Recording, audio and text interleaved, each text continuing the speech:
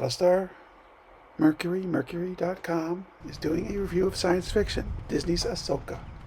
Disney's Ahsoka is excellent science fiction. Best science fiction to come out of Disney in a long time.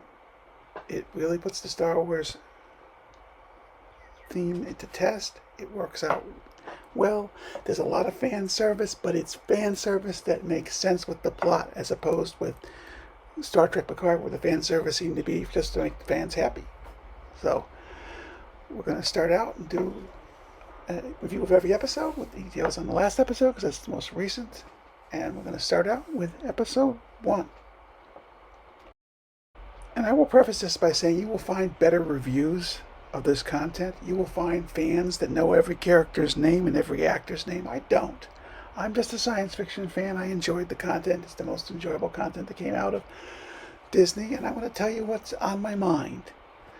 The opening screen was excellent. Reminded me of the movies. It wasn't the sloping look, but it was fine. It told the story. It let everybody know where we're coming into the timeline, and it didn't waste a lot of time.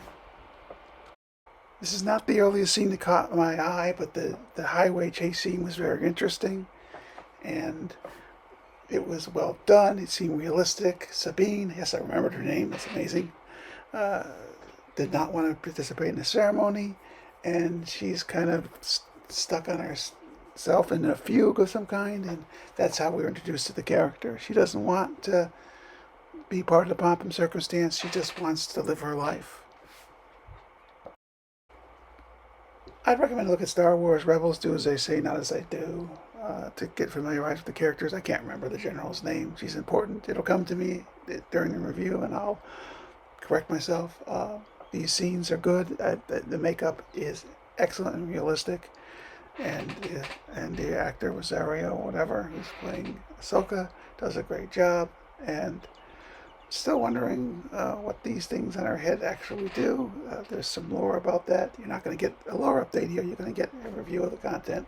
Again, great content. You can stop watching now if you want to. You already given me a review on YouTube anyway. But I'm really impressed with the work that went into this. The CGI looks good. It looks cheap and fake in some of the later Mandalorian Season 3, for example. Much better CGI than Season 3 of Mandalorian, in my opinion. Also note there was a great lightsaber action scene. I didn't bother to grab a screenshot out of it. There are screenshots elsewhere in the video that cover that issue. I found it. And I know the actor worked very hard to make these work and make them realistic. Okay, episode 1 summary. Spoiler alert. Ahsoka finds a orb and takes it away from some android lightsabers in a kick-ass fight that can possibly lead to the navigational ability to find Ezra, their long-lost colleague from the end of the Rebels animated series. I captured this graphic because it's just kick-ass. It shows the quality of the CGI they used in this story. It was just incredibly good quality CGI.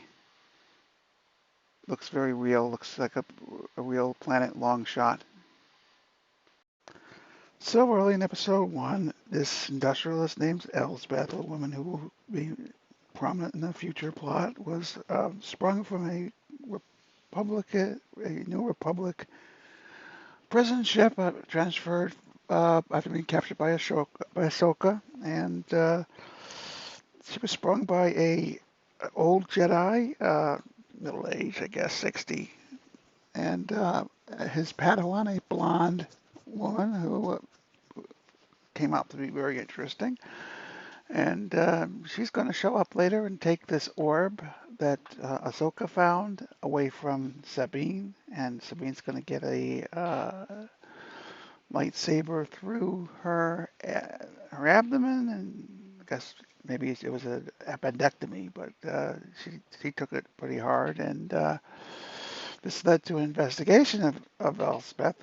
In episode 2, Ahsoka went to check out the shipyard, and we're going to have a very short live action sequence that just kicked ass so much I had to show that one section. I'll get it for you in just a minute here. This is a kick-ass scene. Just blows me away. Very well done.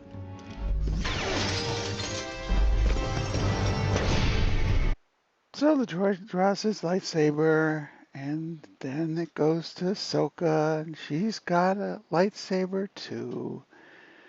And a fight will happen. It was a really good fight, lightsaber fight. It worked well. It shows how hard Rosario, the actor, worked to get this form correct. I mean, try and find something wrong with this scene. It was just well done. The CGI was worked well. The choreography was worked well. Everything was just fabulous.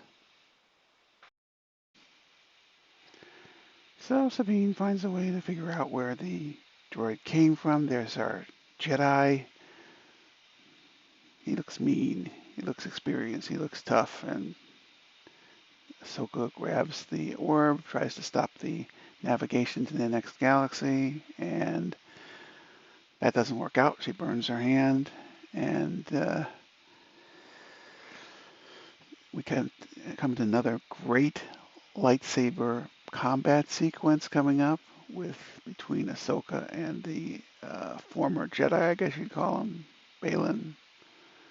And there's a shot of the of his Padawan, and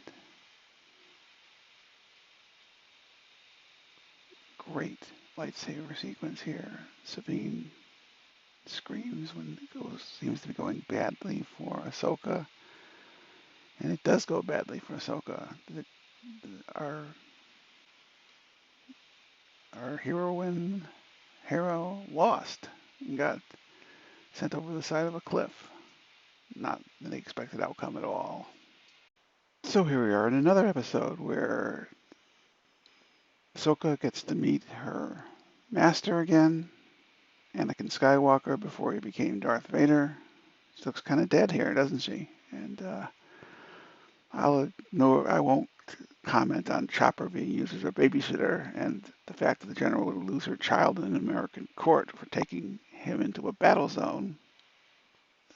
I guess I have harped on that point a bit, but it made very little sense bringing a kid along for this, but he was necessary to be force sensitive and see that Ahsoka was still around, and that's how they got Ahsoka back, and she came back wearing white, which is significant, and the Star Trek fans went crazy over that. I don't really know why. So the Elsbeth and the Jedi and company are off. They've hyperspaced into this galaxy to go meet Thrawn, and Ahsoka's going to find another way to get there, and it's going to pretty cool how she gets there. Spoiler alert, if you're watching now, you got to respect your spoilers. Ahsoka's going to use the whales. These whales can go into hyperspace. It is pretty awesome. It is original science fiction, and it is definitely worth it. This again shows the attention to detail that's being placed and done by the makers. And there's Elsbeth, evil industrialist, getting ready to go off into another galaxy, and they found a very interesting way to travel between galaxies. And I mean, Star Trek's done it. Battlestar Galactica can't do it, but it's very high quality writing, backed up by high quality CGI, and it makes, as I said earlier, the fan service makes sense.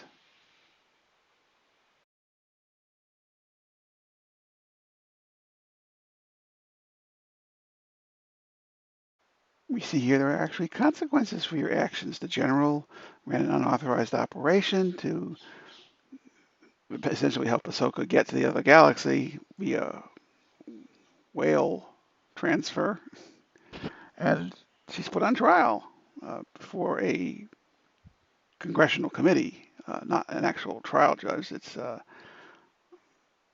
character becomes famous later in the trilogy.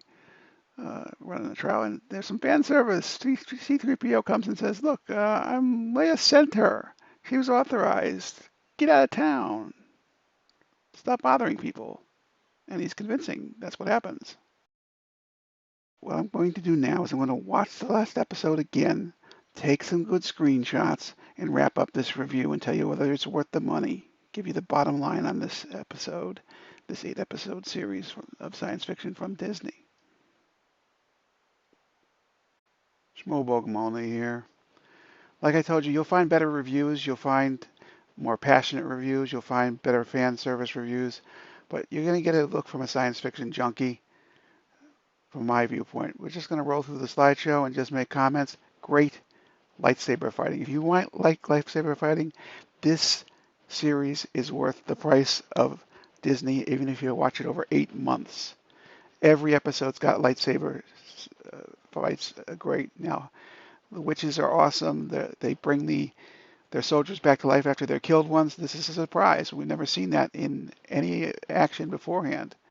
Urgency shot of the Star Destroyer getting ready to get back into its own universe. It's connecting up with its star drive to make the galaxy jump. Probably the best lightsaber fighting of any of the movies. They're doing it better now. Just awesome scenes here. I can only give you screenshots. I can't give you live action because that's going to make Disney want to give me a strike against this video. I draw the line very far away from there. Now here's Sabine making some progress. She's going to grab that lightsaber remotely and get it in her hand and kill the enemy.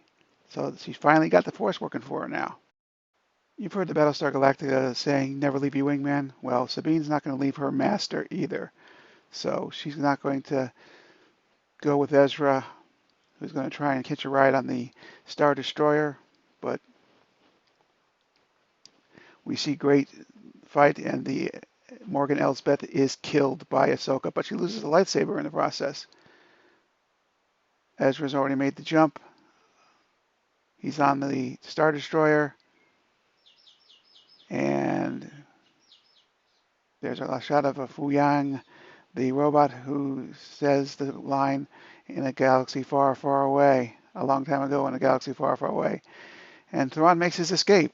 He's the brainiac. He always seems in the cartoons, the animations, to be in control. He's thinking like a chess move, 10 moves ahead of his opponents. Again, high quality CGI, worth every dime they put into it.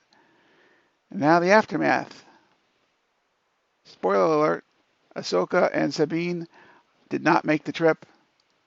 They've got to deal with this blonde Padawan and her master sitting on a big statue. That's a big mystery here that's not answered. Is what happens? Why is he here? Why did he make the jump? What does he plan to get out of it? He doesn't want to live the rest of his days in this universe, or maybe he wants to be the empire of this galaxy. I don't know.